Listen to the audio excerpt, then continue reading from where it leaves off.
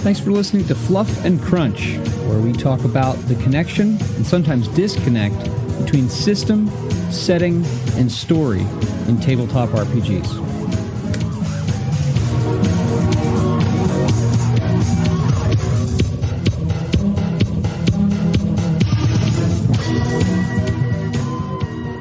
Yeah, I'm good. How are you?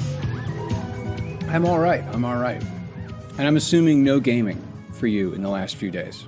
It's what, Since Monday? This is the same week. No, none. No, nor I.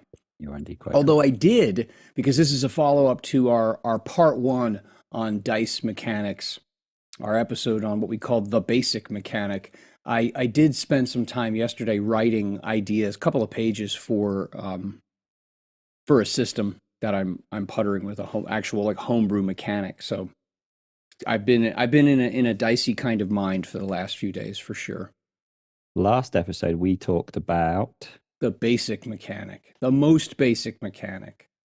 Yeah. Generate a number, compare it against another number. Yeah. Kind of additive. Well, we called it basic because other names. But I think that your description of it was apt. And we also differentiated between a true dice pool system, which is what we're going to talk about today, and instead of just a pool of dice that you generate one number from, like West End Games' old Star Wars system, which is not a dice pool, even though you have a handful of dice.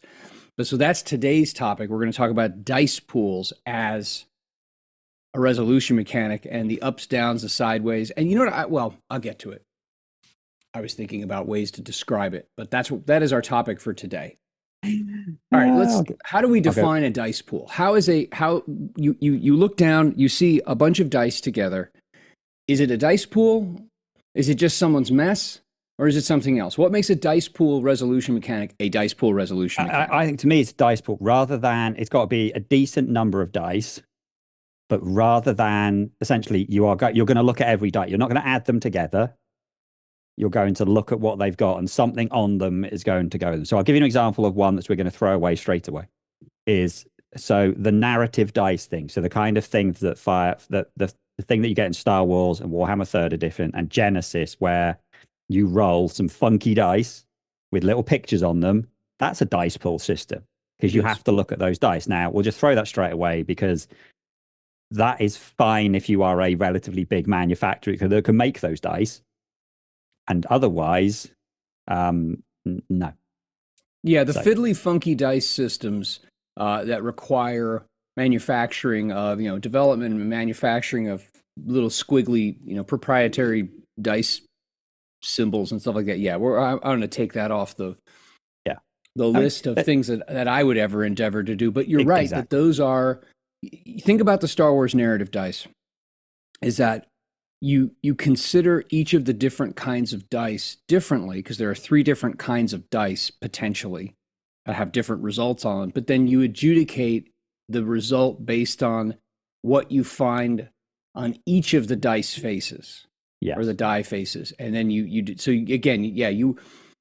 not coming up with a sum. Of course, you can't come up with a sum of like little squiggly looking things, but yeah, point well taken.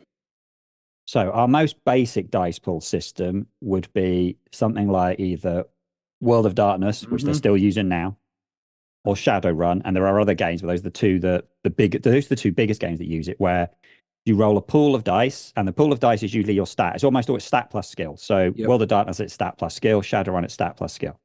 So, World of Darkness, you might have 4 in your stat, you might have 3 in your skill. You roll 7 dice. Yeah, and it's almost in most cases in World of Darkness, it's die tens, only die tens. Yes. And in my experience, the vast majority of true dice pool systems use the same die. You just use one type of die for whatever this roll is going to be. You don't.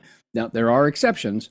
Yeah, we'll get to those on the back end though. But yeah, you roll your seven die tens. And the goal is to typically meet or beat a specific fixed number or a specific number, a difficulty. And however many dice meet or exceed that number, say 7, is a success. And then you're counting up the number of successes. That was actually the first dice pool system I was ever exposed to was World of Darkness, Vampire the Masquerade, 2nd edition, in like 1993, I think it was. Yeah. That was the first one, and that was pretty revolutionary.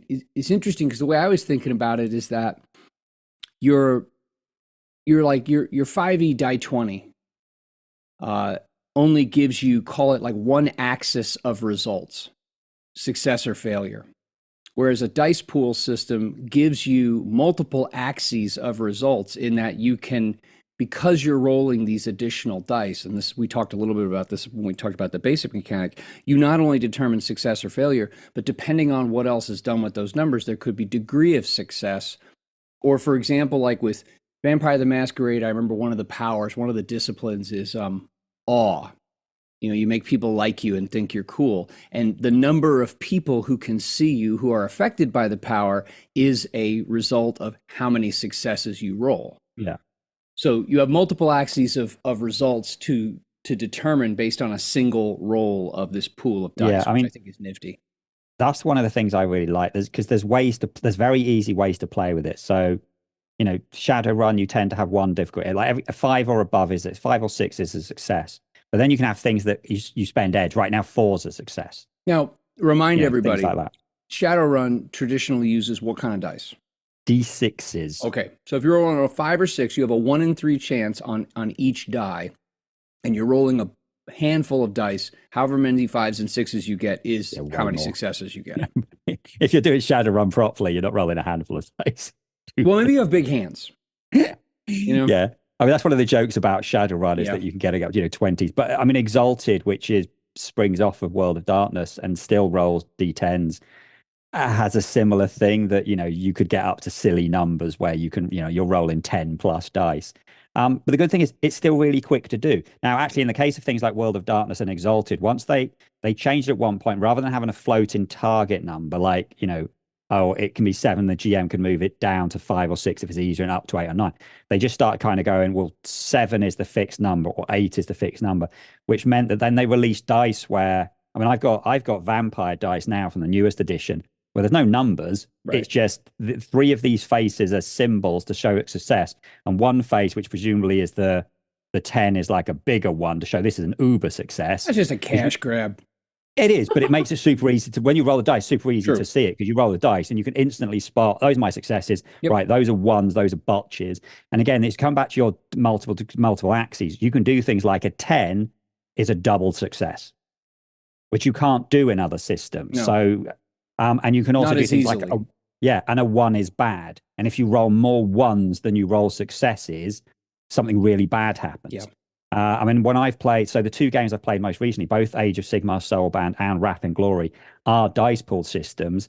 And in Wrath and Glory, like every 1 you roll, it's something bad happens. So that's kind of like 2d20. And if you roll a 20 for a complication, something bad happens. And actually, the more dice you roll, the more chance there is of getting a complication. But those complications aren't failures. There's something that's going to happen as well as whether you succeeded. So we have that double axis of we can have success and failure, but we can also have cool things happening and we can have other things happening as well as success and failure. And I think dice pools let you do that, whereas even things, so we've talked about sort of you can have degrees of success with, rolling under or rolling over and adding a number. But what you can't have is that dual axis. You can, once you've got dice pools, because one dice can be a different color, or 1s do this, or 10s do. So there's other levers you can play with which lets you do more. Yeah. And as well as that, you can have, which dice size you want. Well, the other thing too is, D6s, whatever. If you wanted to say, well, hey, I'm going to take 5e, I'm going to take your typical D20 power, single D20 powered system with a basic dice mechanic, and I'm going to institute degrees of success. Then you're sitting there doing math at the table by saying, well, you exceeded the armor class by 3 or 5, or it becomes headache inducing. Yes. And it slows the game down. And then there's the question of where do you draw the lines? By having multiple dice that are adjudicated individually and therefore can cough up different results, it gives you all these other options. I mean, what's interesting is you could year 0, the step dice method of year 0 does have a degree of success, and the default is that if you roll additional successes, it just goes into damage. Okay, Yeah. that's and actually the default in the D6 dice pool mechanic for year zero is the same thing. That's the default. Now you could make life as a designer really easy and just say, well, yeah, surplus success equals more damage. It just does more of whatever it's seeking to do. Like, I don't know, maybe if you're researching a topic, you find out more stuff, something like that.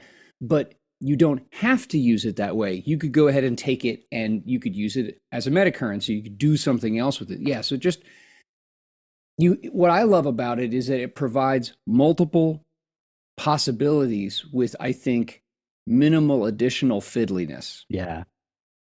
Because it's very easy. So because you have two axes of making things easier and harder as well. Yep. So depending on how you want to write your rules, you can go, if it's easier, you have extra dice and we're going to keep with a fixed difficulty. So you're always rolling against 7. Or you can, again, you can have things like, well, we're going to move the target number up and down. So you're like on a D10, sticking with a D10. If it's easier, it's 5s and 6s, and if it's harder, 8s and 9s. Or you can have how many successes you need to roll. So there's lots of different things you can play with, which means that 2 dice pool systems do not have to be the same. I mean, No. if the two Warhammer ones, Wrath and Glory, you're always rolling. Oh, I'm going to get this wrong, but I think I haven't played for a while now. But like ones are bad, 6s are doubly good, and you roll 4s and 5s, and they're okay. But you're always rolling that. Now, in Age of Sigmar, that's completely different. You have some rolls, you can change the actual number you need on the dice. So you go like, right, well, you only need 4s, or you only need 5s, or you need a 6. If you need a 6, you know that's a really hard roll. And then on top of that, it's how many successes. So when you say roll, you say, right, it's a 4-2. A 4-2 means you need to roll 4s and you need 2 of them. Or you say it's a 5-1. You need to roll 5s, but you only need 1 of them. And if you get more successes than you needed, then you did better. Yeah. And in combat, it's really straightforward because your combat roll is literally, you look at the other person's defense. If it's equal to your attack, then you roll, it's 4s. However many 4s you roll, that's how much damage you do. Done. Oh, easy. Yeah. And then you add for like bigger weapons, but it's super, dice pools, there are lots of ways that dice pools can just simplify the thing. But if you want loads of modify, like, Shadowrun is a notoriously complex game, but it uses dice pools. Yeah. And then you just add extra dice, or you take dice away. Okay, then it's gone into stupid number porn. But at the end of the day, you still are just rolling D6s and you're looking for 5s and 6s. It's not difficult. Yeah, going back to old World of Darkness, like I said, Vampire the Masquerade 2nd edition, and the other games in that line, which some of which I'm somewhat familiar with, but play-wise, not very much. I remember that the default in a lot of cases the default difficulty was 6 or 7, and then you rolled the number of dice based on a stat and a skill, and sometimes it was a little different. Sometimes the target number, or the difficulty rather, was based on something else. Like, for example, if you were rolling against another character and it was some kind of like mind control power, you would roll against their current willpower. I will admit that I never gave a whole lot of thought to probability back in the olden days. But I recognize, and I still I would never say that I have a deep understanding of like the maths behind probability. But when you start not only changing the difficulty, the target number, you change the number of dice. You start complicating. Like if you're trying to, if as a designer, if you are out to make a game that will model certain kinds of results, like you want the world to feel like X. Like that's one thing I've been thinking about a lot as I've been puttering around with the idea for an original system is, well, if someone is average, say they're of average intellect, whatever that's supposed to be, and they are proficient in a given skill, how often under a moderately stressful circumstance, which is the only time you should start rolling, like when something is moderately stressful, where there's a time suspense attached to it, at least that's my thought. How often would someone who's that succeed in such a situation? And that's a world modeling thing. And by adding these different possibilities for changing the target number, adding and subtracting dice, so on and so forth, I'm going to guess that you significantly muddy the waters for determining probability. If you're not that hung up on it, if you're just kind of going by feel, then who cares? Yeah, I mean, I suspect that's why when they went from World of Darkness around your first, second edition, and then they created New World of Darkness, and then okay, then when they went, they changed the law as well as some of the rules. But then when they've moved on, they haven't gone back to the old rules. So we still don't tend to have separate rules for attack and damage. We still don't have that your target number changes. Pretty much they kind of stay to this. It's either 7 or 8, I can't remember. But generally now there is a default. I think it's 8. And there isn't a thing for moving that up and down. Like when Exalted came out, they just went, your success is 7. 7 or above is a 6. Anything less than a 7 is a fail. And they just stuck with that. And then it's about rolling lots of extra dice. And if things get better, you roll more dice. And if things get worse, you roll less dice. And then you have a difficulty of how many successes you need to get. But the number you roll on the dice is just a set rule. And that's another thing also. That's a good point you just brought up, that I think the default in a lot of these dice pool systems is, okay, here's the number you have to meet or beat. And as long as you roll at least one of those successes, like that's how your 0 is, as long as, whether the dice step or the dice pool system, as long as you get at least one success, you are successful. You are minimally successful. There's nothing jazzy that you accomplish with it. But the idea of then adding in, well, the difficulty is 3, but you need to roll 2 of those, that muddies the waters even more. Yeah. And this is why 2d20 is a bit of a wit, because it's kind of a pseudo dice pool system. It is a dice pool system because you are rolling multiple dice and you are not adding anything together. But what you're looking for on those dice is not a fixed number. You are looking for a number based on your stats. Yep. And the number the dice you roll is not based on your stats. Most dice pool systems, the number of dice you roll is stat plus skill or something like that. Yep. 2d20 is very different. You roll 2d20 and you roll extra dice if you spend meta currency to get extra dice. You roll against your stat. The better your stats are, the more chance you have in getting successes. Yeah, stat and skill still. So it is different. In that sense, it's closer to some other, because there's something, D&D, instead of doing D20 plus, you could roll D20 and roll under your attribute and it would work fine. You're doing that with multiple dice in 2d20. So it's working differently to other dice pool systems. I can still consider it a dice pool system because it has the same kind of benefits and downsides. Yeah. Actually, I'm not really what the downsides are. Yeah. I remember when I used to, like I said, 30 years ago, when I ran a bunch of Vampire the Masquerade, I picked up the Storyteller's Handbook, and the Storyteller's Handbook had an alternate combat system in it that I thought worked far better than the one in the rule book. And one of the things that it introduced, which I thought made a ton of sense, and once you got good with it, it didn't slow things down, if you were an reasonably organized GM, but that your initiative, that your difficulty for initiative varied depending on your situation. So for example, if you had a weapon out and you were, there were different descriptors. Like if your weapon was out and like pointed at the person, your initiative would be lower than if they were unaware of you. Their initiative would be higher. So you actually had different initiative difficulties potentially for different people depending on the situation. And again, I have no idea, if the White Wolf people sat down with a calculator and figured out, like, okay, here's the general probability in this situation, and that's why we're going to peg this number here, because that's the kind of feel that we want. Or did they just think, oh yeah, that sounds good, because it worked. Yeah, it worked. But yeah, I think the multiple axes, because you're using these additional dice, you can do different things with them, and it doesn't have to just be degree of success or failure. It can do other things for you. And I as a designer, if you're thinking, well, I'd like my dice mechanic to do a couple of things, a dice pool obviously gives you those different little places to add those. Yeah. So generally, I like dice pools because there are different ways of doing them. Like we've already mentioned, for start, different kinds of dice. You can use D6s to use D20s. You can use I haven't seen many using D8s or D12, but you can use these we have these different dice, so use them. That's cool. The fact that we have degrees of success is very easy. Like the fact that you have multiple axes to change, very easy. There are other ways of playing this as well. So I've got 2 other ways I can think of how you can play with how dice pools work before we go into the other kind of weird side. Are they dice pools? Are they not? Kind of things. One is what things like the old Legend of the Five Rings and other Sims call what they call roll and keep, which becomes very straightforward. You roll as many. Usually, it's something like you roll as many dice as your statistic, your attribute, Yeah. and then you keep as many of those as your skill. So if you've got a strength of 5, you roll 5 dice, and if your sword skill is 3, you keep 3. And then that whether you add them or you check for the target number or whatever, same principle. But again, that's another way of, it's still a dice pool thing.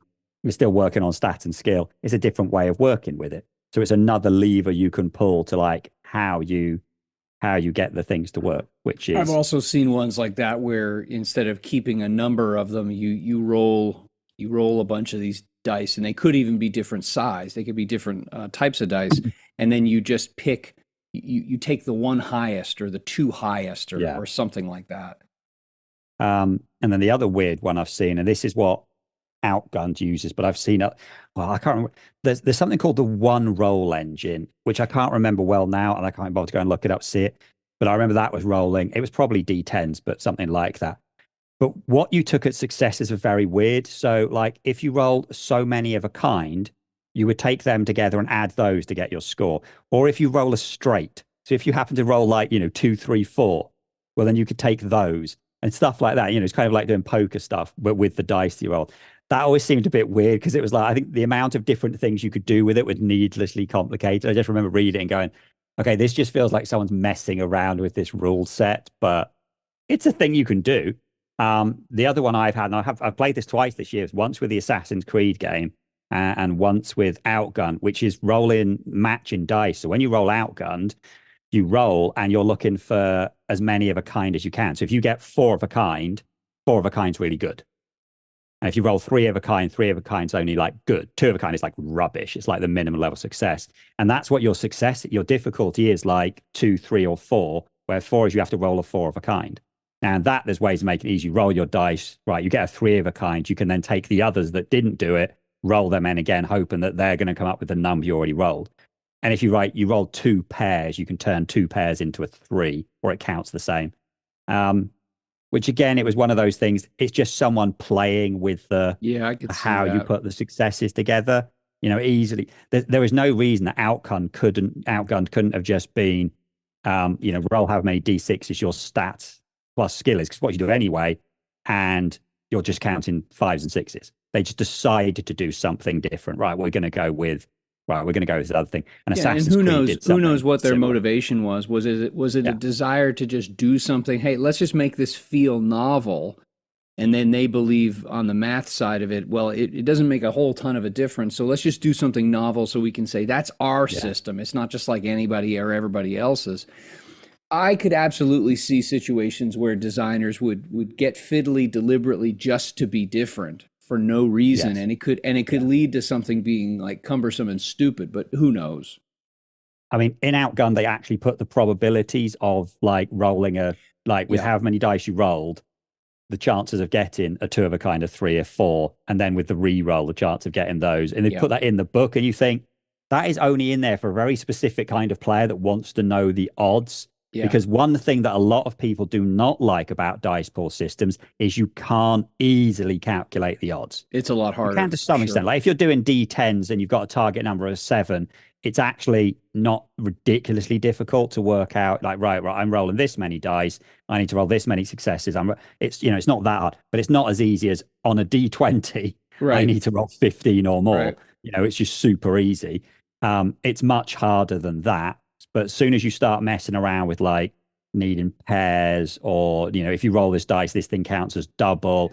That's when the odds start getting, and people can't work it out. Yeah, well, And I mean, actually, I've run people- into that. It's really Fine. when I was thinking about a dice pool mechanic, like I was thinking about using, and this is just I'm pulling it out of the air. Well, not really.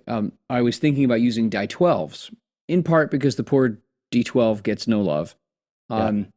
But what I was thinking about doing is, and I had a reason why I wanted to use die 12s, but the idea was, you'd roll and there would be a fixed difficulty, kind of like New World of Darkness. The difficulty wouldn't float around, and you roll a certain number of dice, and you would need to get at least one success in order for the task to be successful. And then the default would be degrees of success if you roll more.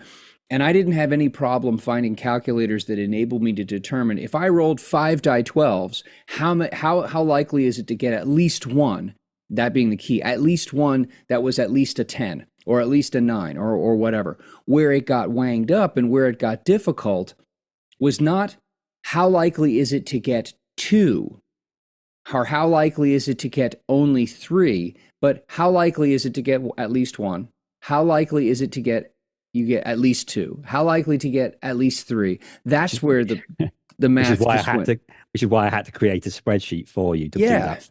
Yeah, so I understand that that's where it gets really difficult. And again, if a designer is really bent on modeling a certain kind of feel to the, I mean, look, if you say this game system is all about, fast, fun, exciting action and like badass running up the wall characters, and your characters fail most of the time, well, that's not Yeah. that actually then is gameplay that does not produce what the copy says it is.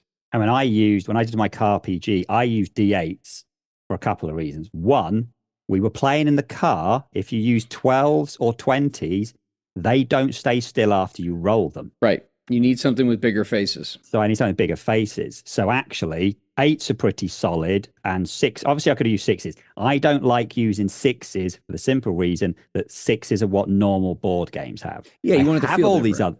I have all these other dice. I want to use them. Also, Annie liked the idea of using D8s because D8s look like diamonds, which had relevance in League of Legends, which is what we were playing anyway. Oh, that's cool. So, there's other things there. So there was a whole bunch of, I went with D8s, but not just the mathematical reasons. I went for physical reasons as an aesthetic. I was considering D12s because then the likelihood of rolling any one face on it is a little under 10%. It's like 8 and some percent.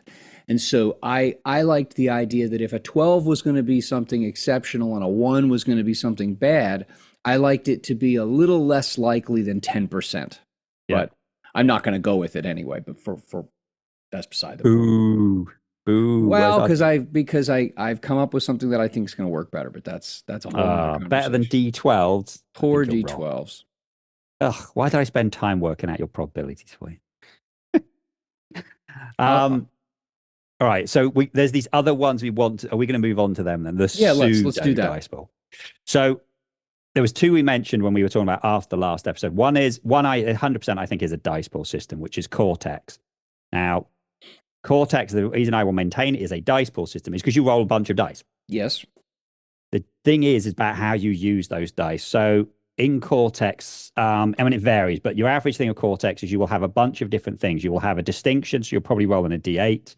You'll have a stat, probably, which could be anything from a 4, a 6, 8, 10, 12. And then you'll have some other things. You might roll between 3 dice up to 6 or 7, depending on which version. And actually, if other people have got like just effects on them or you've got extra bonuses, people help you. So let's say you're rolling 5 or 6 different dice, but the dice you roll means something. So you have D8 Brave. That's just a listed thing. It's like a trait in 2D20. Your strength is D10. Your sword skill is a D12, so you roll that, and then you have a sword which is rated at D8. So you roll those dice. Now, Cortex then does all kinds of complicated things with that, because you could keep this simple. They could have just kept it to you take your 2 best dice, done. Yeah, but then and either now those could either be they wouldn't be added together, because then that's not our definition of a dice pool. It isn't, but in Cortex that is what they do, which is why I say Cortex is pseudo dice pool, because they could have just gone with. And this is what you said Mutant Year Zero does once they switch to step dice. Yes. Just your highest dice. Mutant Year Zero just goes your highest dice. Yeah, the step dice version of Year Zero, Year Zero, which is what Twilight 2000 uses, is you roll 2 dice, and however many 6 or aboves you get is a success. And you only need 1 success to be successful. So obviously, if you're rolling a D8 and a D10, you could get 2 successes, and also on that, if you roll a 10, 11, or a 12, that counts as 2 successes unto itself. Yeah. So I mean, Cortex could have gone with just your highest dice. They don't, because they take your two highest dice and they add those together. Yeah. But then you have talents that let you roll on a third dice, or you can spend meta currency to add in another dice, and then it starts getting. Then you have things where you can take this dice, take this out, and you split that into two. There's all kinds of messing around with dice. There's a point that Cortex, if you let it, feels like the dice the game, where someone wanted to be able to play with all of the polys except for D20 and have lots of ways of messing That's around. what it's called. With it's called DTG instead of VTM. Yeah, that's what it just feels like, because they starts becoming and then sometimes it works, sometimes it models what you're doing really well. The idea of Wolverine's going to claw someone, so when he claws someone, his dice becomes bigger because he's going to do it, but then there's more chance of destroying the scenery. There were some clever things in Marvel Heroic with it, like if you want to fire a machine gun, you roll as many D6s as there are people in the area, but for every one you're going to hit a passerby. So sometimes it works really cleverly, other times it just seemed like needlessly complicated dice manipulation for no real gain. Well, I think that the trouble is and I think that version of Cortex, and I saw this with Firefly, that I think in theory it sounded good, and in theory it has an appeal and it makes sense. But the problem is that in practice, when you add in like every different way you could potentially use dice, adding and subtracting dice to your pool, allowing you to, rerolls, or allowing you to use more than two dice, or this or that. There are so many different variables. There are so many different axes of potential results that it just gets it doesn't muddy the waters. It gets really confusing. And I think they went way wrong on that. I think the other thing because of that, they took a theory and they took it to an obscene extreme. Is that things stopped feeling special very quickly. It just felt that like everyone, and this is one danger with a dice pool thing, which just gets silly. This is the thing when I found with Paragons. It depends how you define like the top level. When I made characters for I don't know, Prowlers and Paragons, whatever it's called, they kind of had a cap on like your main ability can't have more than 10. But then it meant that every character you created, so like this character throws fireballs, their fireball thing is 10. Captain America's shield is 10. Thor's hammer is 10. It's like everybody's main attack would be rolling 10 dice and then just comparing it to what the bad guy rolled. And so after a while, I started to feel like, these all feel samey, because actually you do need some rules underpinning them. And one of the problems in Cortex is that every rule in some versions of Cortex is adding or altering or doing something else with a dice. There's not a rule behind it which actually means so. Like at least if you look at Fate has, your aspects and stuff, they have a mechanical and a narrative thing. So they're doing something. In 2D20, we have talents and we have effects and so on, which are doing other things. So sometimes you do need some little roles, but that rules alongside your mechanism to stop things just feeling a bit samey. I mean, maybe not Shadowrun levels of Right. But I think the problem that I found with Cortex was that, especially when you're adding, you have all the, like, well, here's a die for how strong you are, and here's a die for how skilled you are with the sword, and here's another die for how good the sword is, and then here's another die because it's Tuesday and you got a girlfriend, and here's another die because blah blah blah blah. And then what it ends up being is like however you are distinct gets blurred, because it's like everything gets poured in. And I don't like actually how that worked out at the table at all. You've absolutely nailed it. Then it becomes very difficult to like, is that D10 you've got because is it because you're brave, or is it because you're strong, or was it because of the girlfriend, or was it because it's dark, and it's just a bunch of dice in a pool. Yeah. Now, actually, that is exactly the same as with other things, but it's meant to feel different, and it ends up almost doing the opposite, which is weird, but it's a feel thing. And sometimes the feel of a game makes a difference. Sure it does. Now, adjacent to that, and I'd have to say this isn't a dice pool game, but it doesn't fit into anything else we've done so far. Okay. So we're throwing it in here, is Savage Worlds. Now, why are we throwing that in here? Because Savage Worlds, you roll different dice depending on your stat. Your stat, again, like we said with Cortex, Mutant Year Zero, newer versions, is a dice. Your stats, you have 5 stats. Your stats starts at D4. They go 4, 6, 8, 10, 12, and I think after that they go 12 plus 1, 12 plus 2. They don't jump. And your skills are then based off those, and you make them go bigger. And when you roll, if you roll for bad guys, that's all you roll. They just roll that number, and a player you roll. You always get to roll this d6 as well. It's your wild dice because Yeah. you're a wild character. Woo! Because it's A fast, furious, and wild fun. card. Yeah. But you roll a dice. And one good thing about Savage Worlds, and this is why it is quick and easy, your target number is always a 4. Yeah. That's it. Four If or you get a above. 4 or more, you succeeded. Well done. And so chances are, people go like, oh, well, you succeed loads in Savage Worlds. Yes, that's the point. You said this earlier. In a game where it's meant to be fast, furious, fun, you should succeed most of the time. Yep. Well, Savage Worlds get that one, right? You virtually always succeed. Savage Worlds then falls over because of their combat rules, but that's a different thing. We're not doing combat totally yet. different. But so you roll a 4 or higher, and you are not.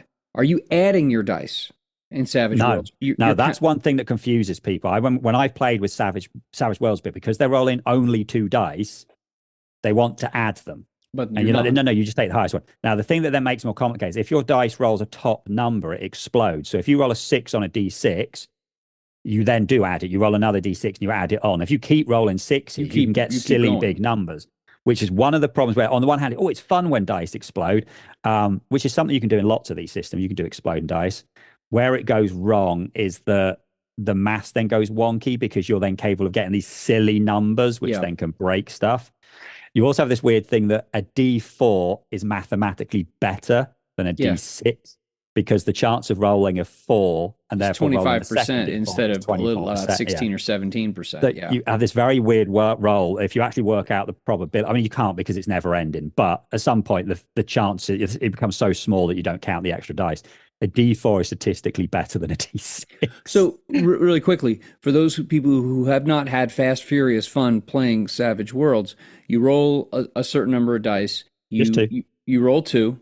You read them separately. Any 4 or above is a success. If you roll max on either or both of the dice you roll, you keep rolling them. And you add those. You'd have 2 individual numbers that are piling up. You keep them separate. Yes, which is where it's a bit confusing. Yeah, but I mean, I also know that if you exceed, when do you get what they call a raise, which then I think it's gives 5. You 5 above.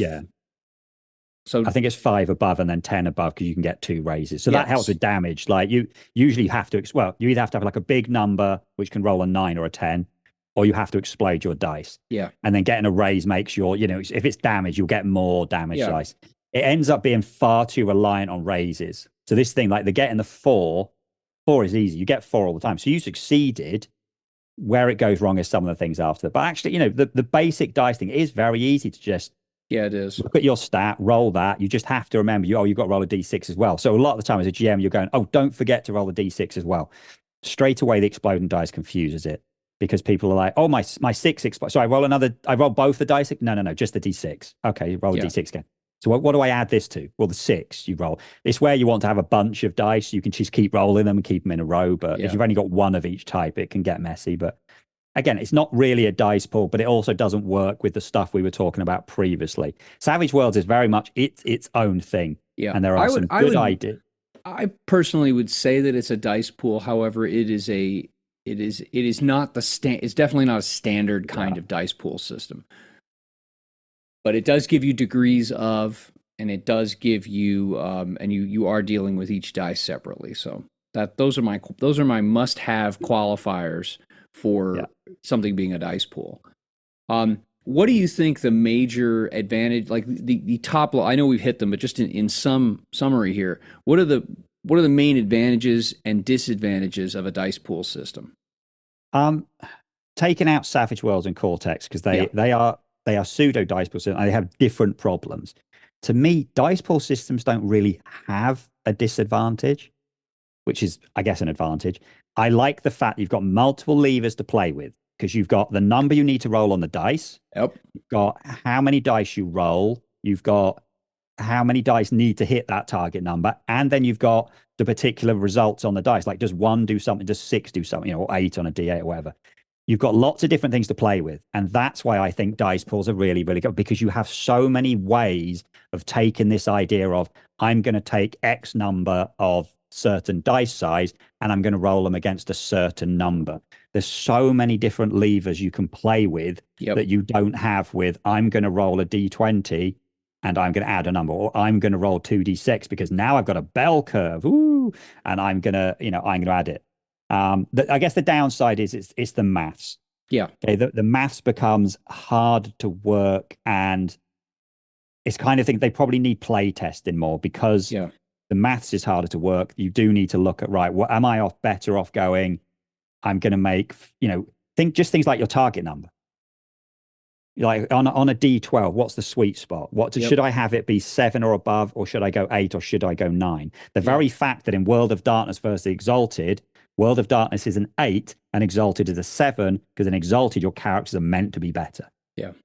But that's a big shift. And it sounds like, oh, it's only 10% different. Yeah, but it's 10% on every dice you roll, which then starts, it makes the maths very different. I agree. I agree with you on both of those. I think that having the multiple axes, depending on what you want to model, depending on if you have a feel, and you should, I mean, if you're designing a game and you're thinking about the mechanics, you should be directly thinking about how will those mechanics be likely to produce the feel and the flow at the table that I'm going after. Otherwise, I mean, dice rolling could, or whatever it is, could just be a resolution mechanic all by itself.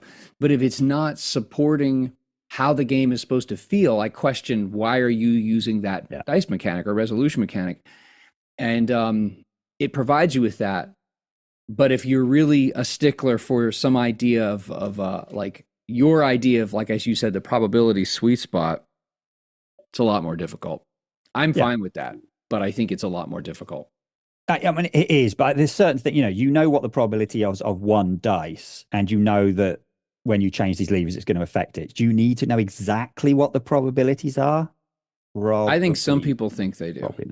I think some designers think that they do. But then I also see things like the first version of Marvel Multiverse that I got last year, where the probabilities were so shot to pieces. You had characters that could never hit other characters and other ones that never missed, and you're like, well, they didn't look at the probabilities. Well, you know what though? You just accounted for that by saying that. I mean, let's face it, the more complicated probability issues with dice pool systems require more playtesting, especially if you're going to set this up in a world that everybody knows. And people have a sense of, well, Wolverine can't do that or can do that. Well, he ought to be able to can or can't do it in the game. The dice cannot preclude that which a known character can already do. I think one hand, although the probabilities are harder to calculate with dice pools, I think it's harder to break them. Like usually throwing in having a kind of rule like, oh, if you have advantage, you get an extra dice. It doesn't really break things in a dice pool system. It's one extra dice. You get to, what does is kind of like you lower the target difficulty by 1. That's massive. But if we look at 2D20 where they go traits, traits, they make something easier or harder. That's increasing the difficulty by 1 or lowering it by 1. It doesn't break the system. No, it doesn't. But they can just throw it in there knowing that it doesn't, getting extra pushes it one direction or another, but you're right. It doesn't. Yeah. But, they've capped that system at you never roll more than 5 dice because they know at a certain point you just get silly numbers of successes. Yeah. Where in other systems, like, your roll, the number they've picked is to make sure, right, well, if you're rolling sort of this many dice, you should get this many successes. And therefore, that's our sweet spot and we can kind of work with it. I mean, I think you do have to be careful about how many dice you roll. I think when you roll 1 or 2 dice, it feels like, particularly if your difficulty number is you have to get 1, 2, 3, 4, or 5 successes. I mean, I've definitely had this in playing like Soulbound, where like, right, guys, you need to roll a 6 and they're rolling 4 dice. And it's like, this is rough. Yeah. It's like luck. Or when they have to get 2 5s and things like that, it becomes very, very difficult.